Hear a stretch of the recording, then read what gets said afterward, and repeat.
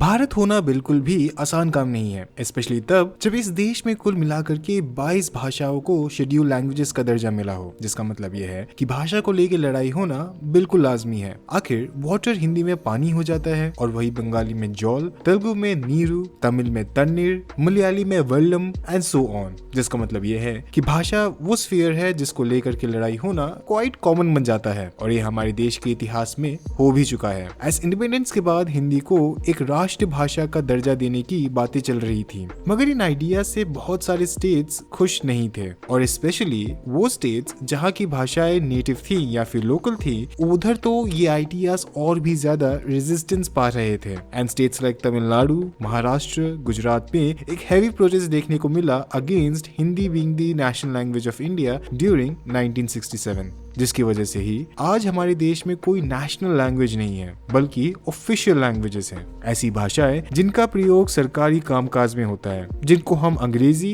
और हिंदी के नाम से जानते हैं, और इसी की वजह से इंडिया में शेड्यूल लैंग्वेजेस भी एग्जिस्ट करती हैं। अब इस देश की कोई राष्ट्रभाषा नहीं है, उसके ऊपर से central government is mandated to preserve and educate Indian population in schedule languages. तो फिर आज लड़ाई चल किस बात पे रही है? इस जवाब का सिंपल सा आंसर है, जब पॉलिटिक्स का समय आता है तब भाषा जो हमारी मां स्वरूप होती है वो अचानक से खतरे में आ जाती है।